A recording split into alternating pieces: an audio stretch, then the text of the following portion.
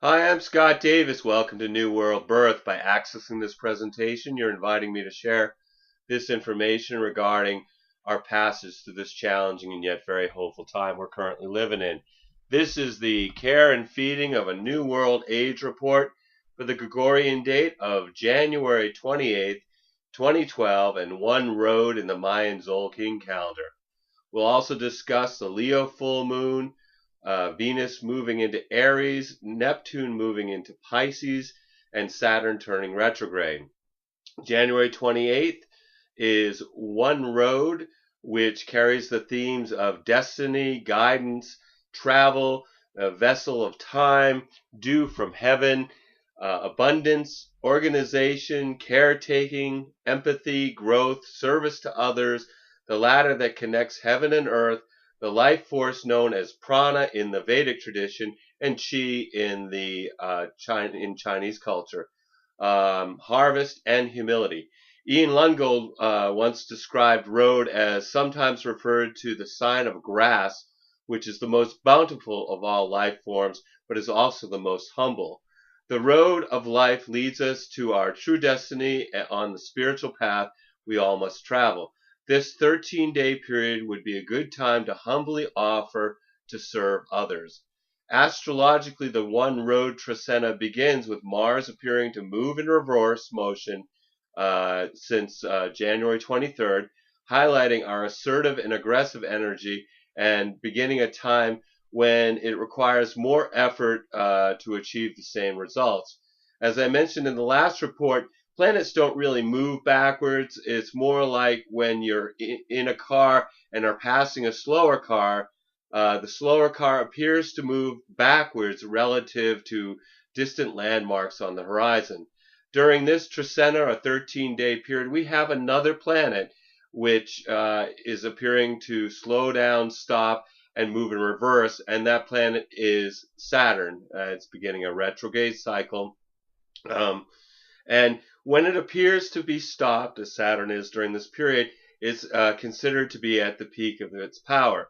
During this report period, Saturn, which represents restriction, responsibilities, hard work, planning, and limitations, is in Libra, which is about relationships and balance.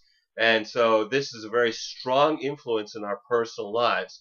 Saturn will be retrograde from February 7th, 2012, down to June 25th, 2012.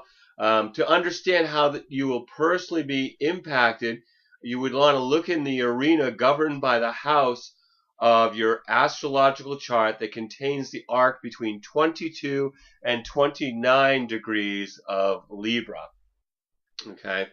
All right. So January 28th is One Road, which is unity through being of service to others, with Mercury being stimulated by Uranus and challenged by Jupiter, which is a day to make new discoveries, meet new people, and have a sense of excitement and optimism.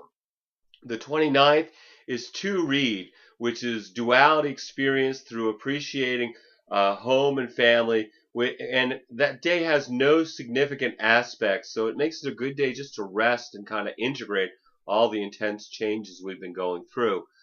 January 30th is 3 Jaguar, which is taking action through being in nature, and that day has the moon feeling tension from Saturn, stimulated by Neptune, merging with Jupiter, challenged by Mercury and the Sun, and supported by Pluto.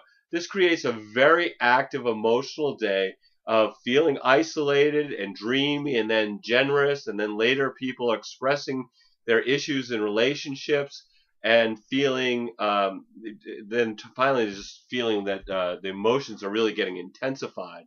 On the 31st, it's 4 Eagle. This is stability found through seeing from a higher perspective. And with the moon in harmony with Venus and supported by Mars, which presents pleasant feelings in social settings with more courage and confidence. February begins on the 1st with 5 Wisdom, which is empowerment through being introspective, with Venus feeling tension from Mars, which either stimulates creative and sexual energy, or it can also create conflicts between people of the opposite sex.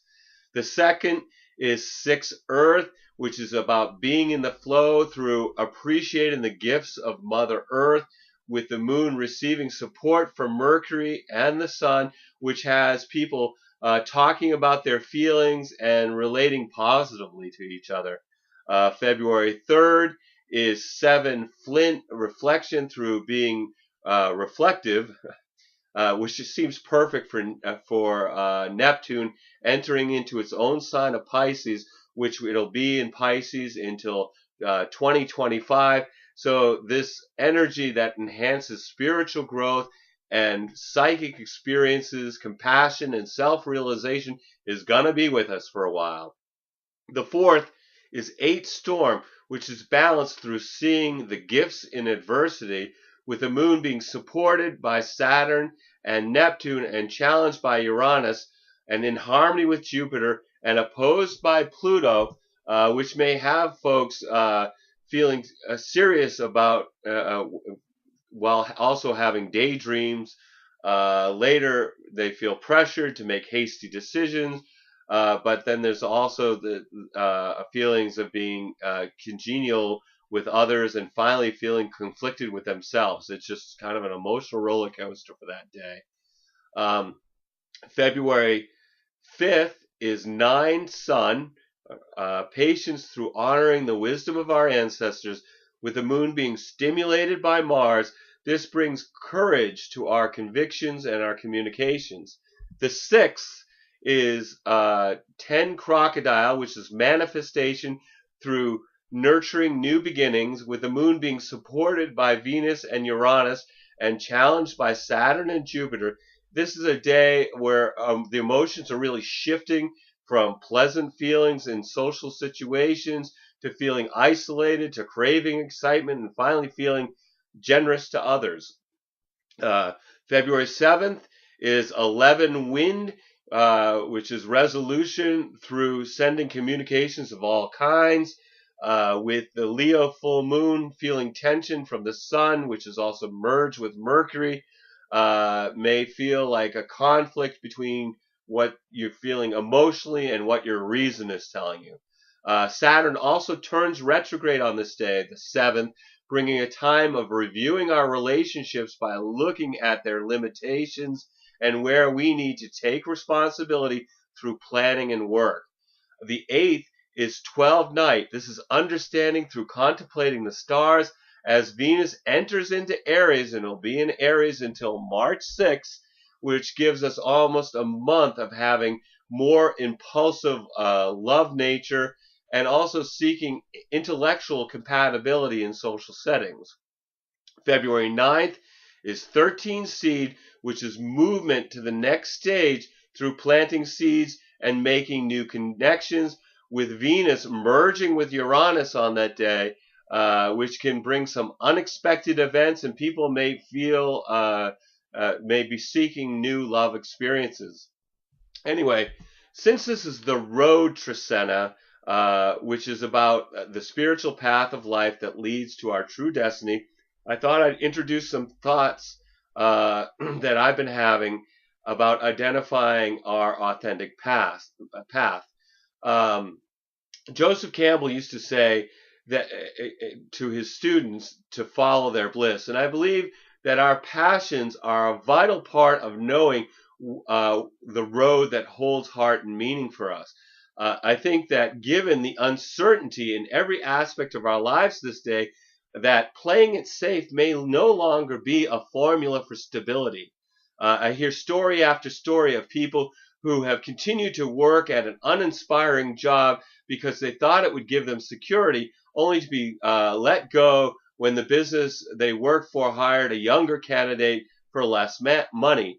For me, there is no better time to be in our passion. But it also means facing the fears that we've been conditioned to believe since we were very, very young. I face those fears every day as I've become more and more aware of how precious life is. The ultimate uncertainty is how long we're going to live. So if you're not living your passions now, then when? I believe that our bliss is in our lives to connect us with our true path. Uh, Whatever it is you would like to do with your time, if you are not feeling limited by concerns of money, social status, or fear, is probably a good place to start. For me, studying ancient and cosmic knowledge and then guiding people who invite me to do so is really what resonates for me and when I feel like I'm in my bliss. So this work that I'm doing right now and this experience that I'm having right now really feels like I'm in my calling. If for some reason today were going to be my last day of being in this human incarnation, at least I could say that I lived it with integrity and I experienced as much joy as was available as the final grains of sand passed through the neck of the hourglass. Sometimes it takes awareness of our own mortality to shift us to a path of our true destiny. But truly, there is no time like the present. When I was a child, we used to play a game called Chicken, and in the game, the kids would run at each other, and whoever flinched first was the chicken. Um, I call this practice of facing fear in order to run with complete abandon towards our experiences that fuel our spirit and soul nature. I call this practice cosmic chicken. I try to live it each day by following my bliss and passion with the belief that that the physical world will actually take care of itself. Through this experience, I now no longer fear death, loss, or pain in the future because I have in this moment the feeling of love and compassion. Where others may see disaster, I see freedom. I recognize that being genuine comes as a cost, and I think that the blessings far outweigh the sacrifices. I think it would be more difficult if I was having this experience with others who are dependent on me, such as a child or a spouse. So perhaps part of the cosmic plan for my journey through uncertainty is to be unencumbered while taking a leap of faith. And I realized that reviewing my life, that the greatest gifts that came to me came out of nowhere when I was following my bliss. I've experienced support from invisible hands when I was on a path that resonated with my heart. However, however you choose to walk this road called life, please take some time to be in the flow of the planet by being in nature, watching the sunrise or sunset, communing with the stars, being conscious of the moment through introspection, meditation, or being with somebody you love. Every single day we have is a blessing. No matter what the dramas are that beckon to distract us, we are all here on this planet in this incarnation giving a performance of a lifetime on this world stage. So take some time out to be in the audience and observe the play as well as being on the stage and acting your part. Because remember, you are a spiritual being having a human experience. I want to thank you for checking out New World Birth. The next segment of Care and Feeding of a New World Age will be on February 10th for One Serpent, the Pisces new moon, Mercury moving into Pisces. I will also use the next report to share more information about Neptune in Pisces. It's a really important transit. So you can check us out on Facebook and YouTube. I invite you to email me at newworldbirth@yahoo.com if you have any questions or you wish to schedule a reading. I am still offering a special on readings, and the reading I'm offering will look at your human design chart to help you understand how to use your individual strategy and authority in making life decisions based on your own unique design. I'll also discuss the next 3 months of astrological transits and how they relate to your natal and progressed astrology charts. For this special reading offer, you pay only what you can afford based on the value you get from the experience. If you've been thinking about getting a reading during these uncertain times, I would like to provide you with one. Um, all you do need to be able to call me in Maine in the USA, or connect with me over Skype to receive your reading.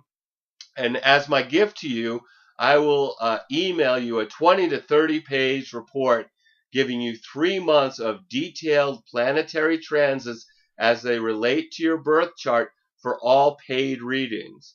As always, I am truly, truly blessed that you've taken the time to connect with my passion for these ancient mysteries and their application to our journey during this particular incarnation. The light in me honors the light in you. Namaste.